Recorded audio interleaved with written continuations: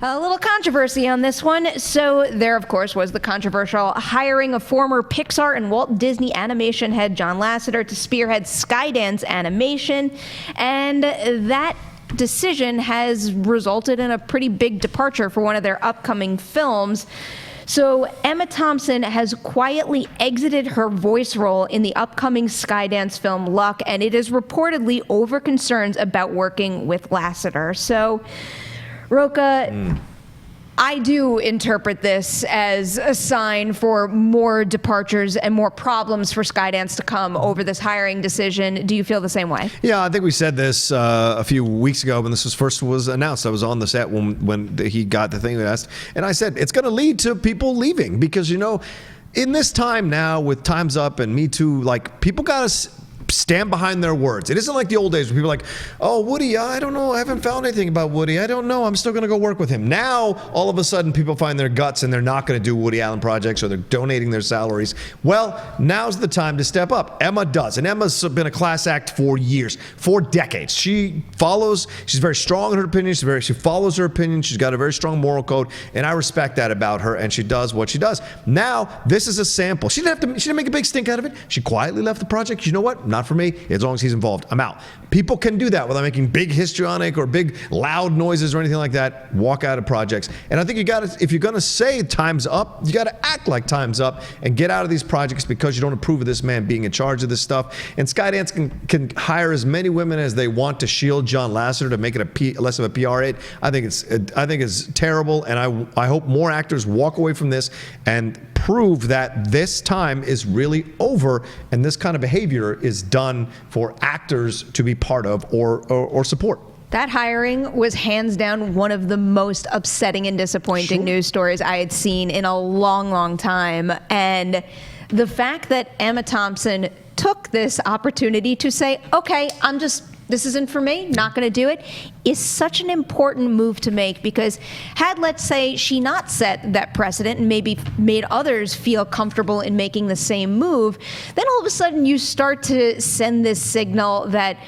what was done at another company is okay. And then in the future, maybe less companies would feel compelled to investigate certain allegations and deal with them appropriately. And the fact that she stood up and did this, and really, I'm kind of hoping that this leads to more walkouts on the studio. I think that's probably a positive thing for the industry overall. So, Haley, the way I'm going to spin this for you now is, what do you think Skydance needs to do in order to fix the situation? Or is there an unremovable blemish because they made this choice to hire him at all? Super low-key question. I'm good at those. I will be your counselor, Skydance. No, I think that they're going to have to deal with this as long as Lasseter is there. That's like, I don't know if it's a permanent blemish on the company forever and ever and ever and ever, but as long as he's overseeing things, you're going to get people like Emma Thompson who just aren't going to be a part of it. And they had to have known that was coming. She is one of the boldest, proudest feminist voices for decades. There's no way she was going to stand for that, and I love her. But I think, taken with what happened to Red Sonja, it is sort of a sign that people are like, no, we're not done having this conversation, and you can't just immediately say everything's okay with these people again while investigations are still going on.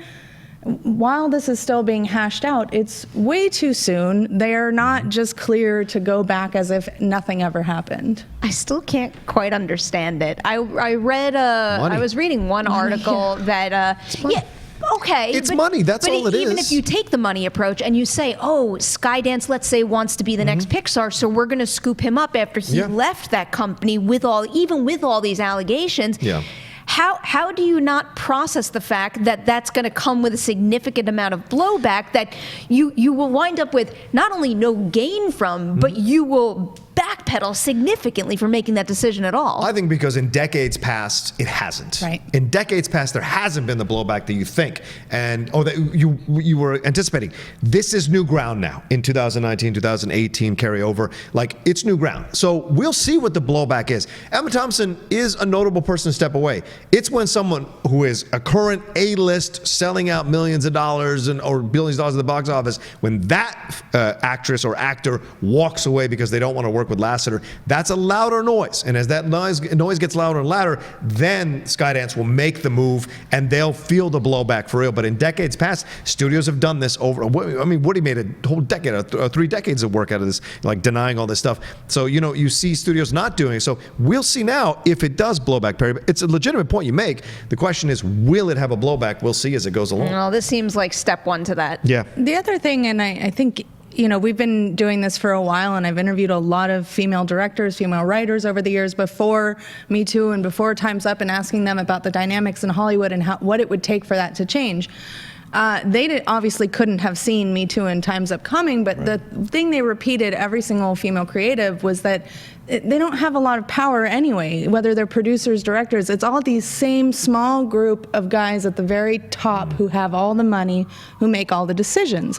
And in the past, they've, as Roka was just saying, they've been able to really hold on to that power very tightly and make those decisions. But now that something like Me Too Time's Up comes along that nobody could have predicted, it changes the rules. It changes the game. I think another thing to look at, too, is where's the public's role in this? If the public is still going to these movies, produced, directed, written, or whatever, by these people, then the studio, those small studios you're talking about, the people are like, well, see, it didn't cost us anything. They still came and watched the movie. So to me, there has to be 2 parts of this component. It's the creatives and the public. If they both walk away from a situation because of a decision, then we've got something that really is a sea change. A very fair point. I mean, we're not just talking about putting a Band-Aid on a situation. Yeah. We're talking about long-lasting change. And I'm a firm believer that in order to make that happen, yes, it is a bunch of baby steps forward, maybe a couple of steps back, and then fixing it again. But it's all of us. It's not just the people in Hollywood making the movies. It's movie lovers across the board. And if we all kind of come together and take those responsibilities,